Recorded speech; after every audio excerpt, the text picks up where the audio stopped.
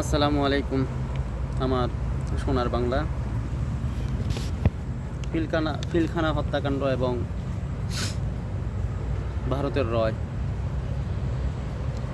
আমরা সকলে এটা অবগত আছি যে 2009 সালে 25-26 ফেব্রুয়ারি মাসে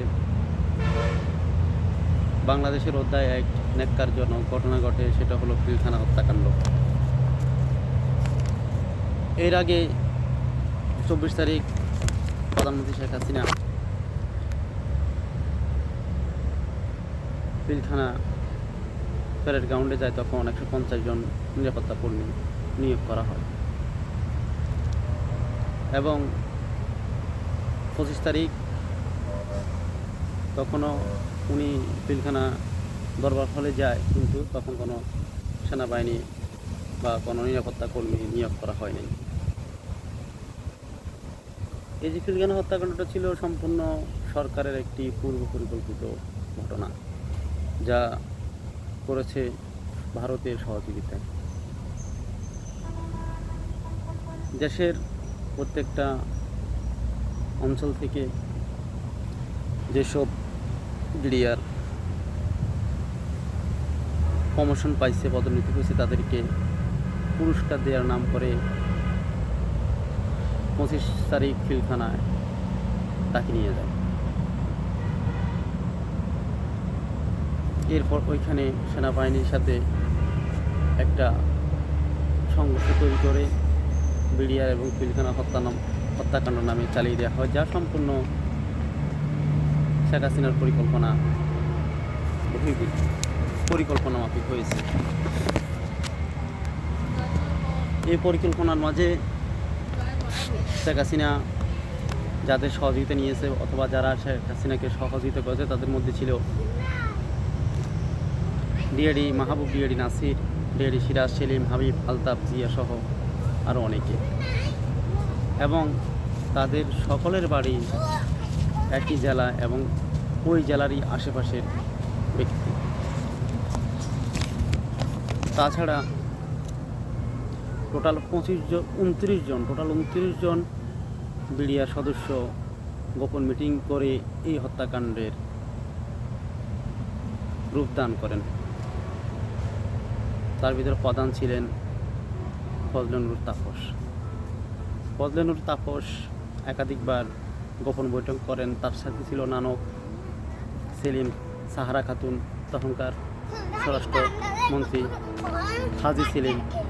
এরা সবাই এই হত্যাকাণ্ডের সাথে জড়িত। যখন সেনাবাহিনী পিলখানার বাহিরে অবস্থান করছে ভিতরে প্রবেশ করার জন্য, তখন তাদেরকে ভিতরে প্রবেশ করতে দেন নাই। এক পর্যায়ে বাধা দেওয়া হয়েছে। তার মূল কারণ ছিল ভিতরে সেনাবাহিনীদেরকে হত্যাকাণ্ড সম্পূর্ণ করা, এবং ভিতরে যেসব দরবার হলের ভিতরে যেসব বিডিআর ছিল, তারা 90% বিডিআর ছিল সেনাবাহিনীর পক্ষে। তারা চাইছিল যেসব সেনাবাহিনী বাহিরে ছিল তারা আসুক এবং তারা নিজেরাও সেনাবাহিনীর সাথে যোগ দিয়ে দরবার হলকে নিয়ন্ত্রণে আনবে। যদি সঠিক সময় বাহিরে সেনাবাহিনীকে ভিতরে প্রবেশ করতে দেওয়া হতো, তাহলে কোনো প্রকার হত্যাকাণ্ড সংঘটিত হতো না, কিন্তু শেখ হাসিনা তা প্রবেশ করতে দেন না। আর বলা হয়েছে বিডিআর ডাল ভাতের ঘটনাটা নিয়ে সেনাবাহিনীদের উপর আক্রমণ করছে। আক্রমণের এক পর্যায়ে অতি ভারী আগ্নেয়গিরি অস্ত্র যে ব্যবহার করা হয়েছে, সেটা হলো স্নাইপার অস্ত্র। তখনকার সময় বিডিআরের প্রশিক্ষণ ছিল না। তখন বর্ডার গার্ডে স্নাইপার অস্ত্র প্রশিক্ষণের জন্য বিডিআরকে অনুমতি দেওয়া হয়েছে, তাদের প্রশিক্ষণ ছিল না। এরপরও যখন সেনাবাহিনী কর্মকর্তা থেকে তদন্ত করে প্রকৃত ঘটনা উদ্ঘাটনের পর্যায়ে ছিল, তখন আওয়ামী লীগ সরকারের প্রধানমন্ত্রী শেখ হাসিনা নিয়োগ করেন কর্নেল আজিজ এবং আব্দুল কাহার আকন্দকে, যারা পুরো ঘটনাকেই উল্টে দেয়, ঘটনার মুখ ঘুরিয়ে দেয়, সম্পূর্ণ ঘটনাকে আড়াল করে। তাদের রিপোর্টে তারা তাদের নিজস্ব একটি মতামত রিপোর্ট তৈরি করে, সেটা হলো বিডিআরের সাথে সেনাবাহিনী কর্মকর্তার ডাল ভাত নিয়ে সমস্যা সৃষ্টিও হয় এবং সেখান থেকে হত্যাকাণ্ডের শুরু হয়, যা সম্পূর্ণ ভুয়া এবং মিথ্যা তদন্ত রিপোর্ট। এছাড়া পিলখানা হত্যাকাণ্ডের সাথে জড়িত আরেকজন ব্যক্তি হলো লেদার লিটন। লেদার লিটনের জন্মই পিলখানার ভিতরে। সেই পিলখানার এমন কোনো জায়গা সম্বন্ধে তার জানে না, এমন কোনো বিষয় সে জানে না।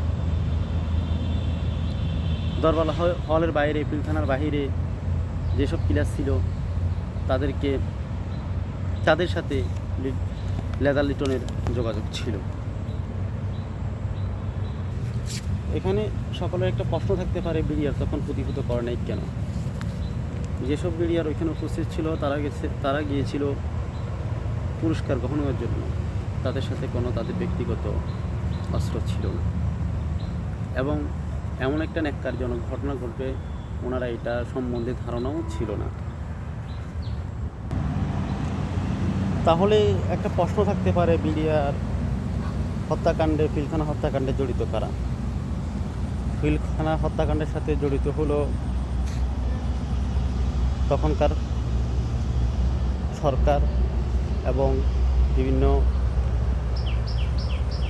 পোস্টে নিয়োজিত সেনা কর্মকর্তা ব্যক্তিবর্গগণ। তাছাড়া এই হত্যাকাণ্ডে রূপদান করে ভারতীয় র এজেন্ট। পিলখানা আগে থেকেই ভারতীয় র এজেন্টের নিয়োগ ছিল। ভারতীয় র এজেন্ট তখনকার সময় সরকার বসার সাথে সাথে কীভাবে বাংলাদেশে আসলো? ভারতীয় র এজেন্ট তখনকার সময় নয়, এর আগ থেকে বাংলাদেশে ছিল। 1971 সালের পর, যখন 1971 কিংবা 72 সালে জহির রায়হানের গুম হয়ে যায়, সেই ঘটনাটাও বিচার বিশ্লেষণ করলে বোঝা যায় ভারতীয় রয়েরাই, গোয়েন্দা বাহিনীরাই তাদেরকে গুম করেছে। ওই সুবাদে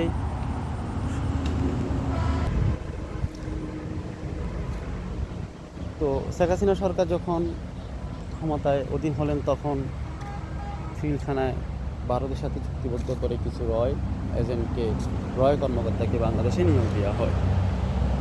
আর তারাই এই 57 জন কিংবা তার কম বেশি, টোটালি 74 কিংবা তারও কম বেশি লোককে ওইখানে নির্মমভাবে হত্যা করে।